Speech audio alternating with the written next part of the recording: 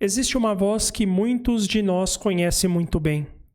Ela comenta, avalia, compara, cobra e muitas vezes acusa. Uma voz que diz: você deveria ter feito mais.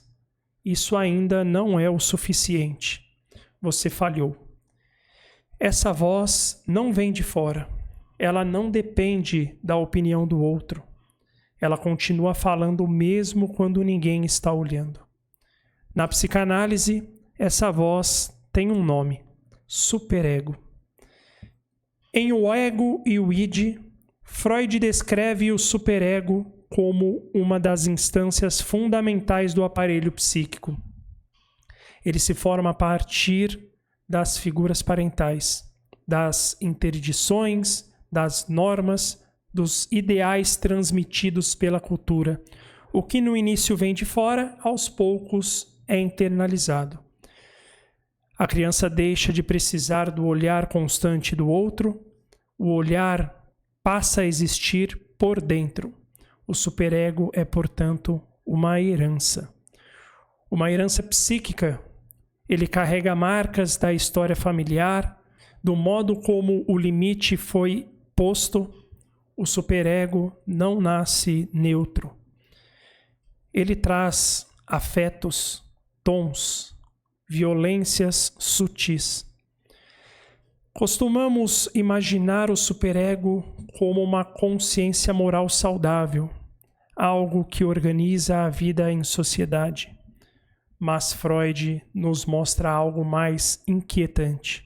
O superego pode ser cruel. Ele não apenas proíbe, ele exige. É o mais paradoxal. Quanto mais o sujeito tenta satisfazê-lo, mais ele cobra.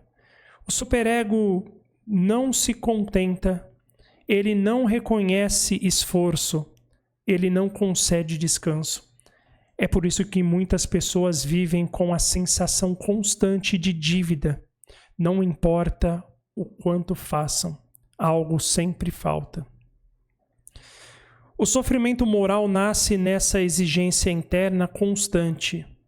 Culpa sem causa clara, vergonha difusa, sensação permanente de insuficiência. O sujeito não sofre por algo concreto que fez. Ele sofre por não corresponder a um ideal. Um ideal muitas vezes impossível. O superego transforma o ideal em instrumento de punição. Quanto mais alto o ideal, mais violento pode ser a cobrança. O sujeito se mede o tempo todo e nunca se aprova.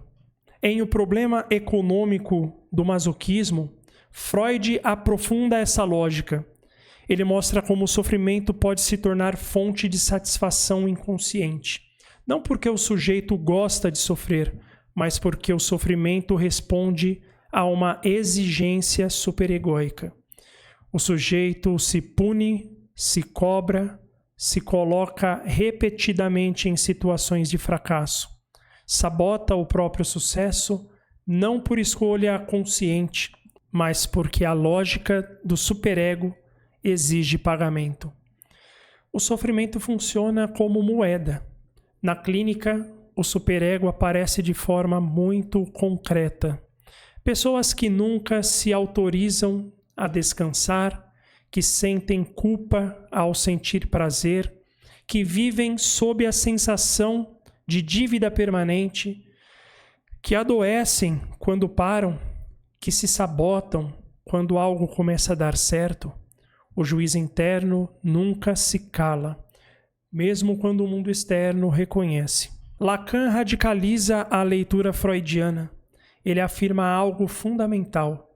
O superego não diz apenas não. Ele diz: goze, goze mais, produza mais, seja mais, supere-se e, ao mesmo tempo, culpe-se por nunca ser o suficiente. O superego contemporâneo não proíbe o gozo.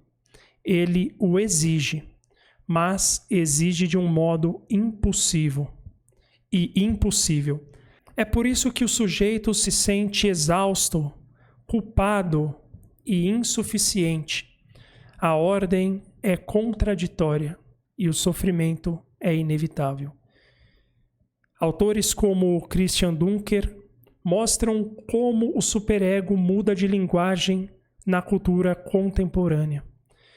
Hoje ele fala em nome do desempenho, da produtividade, da positividade, da obrigação de felicidade. Faça o que ama, seja a sua melhor versão, não reclame. O superego deixa de parecer autoritário, mas não perde a sua força. Ele se torna mais sutil e muitas vezes mais violento. Na clínica psicanalítica não se trata de eliminar o superego. Isso seria impossível. Trata-se de reduzir sua tirania, dar nome a essa voz, distingui-la do desejo, reconhecer sua origem. Quando o sujeito identifica o juiz interno, ele já não é mais totalmente governado por ele. A análise não elimina a exigência, mas permite negociação, permite escolha. O superego não é apenas um guardião da moral, ele pode ser um grande produtor de sofrimento. Escutá-lo, questioná-lo, deslocá-lo, isso faz parte do trabalho analítico. Não para viver sem limites, mas para viver sem tirania. Se você se reconhece nessa cobrança constante, nessa voz que nunca se satisfaz, talvez isso seja um convite à escuta. Aqui no canal, seguimos explorando a psicanálise como espaço de cuidado, ética e responsabilidade subjetiva.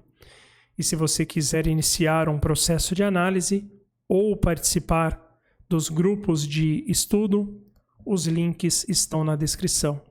Até o próximo vídeo. Um abraço.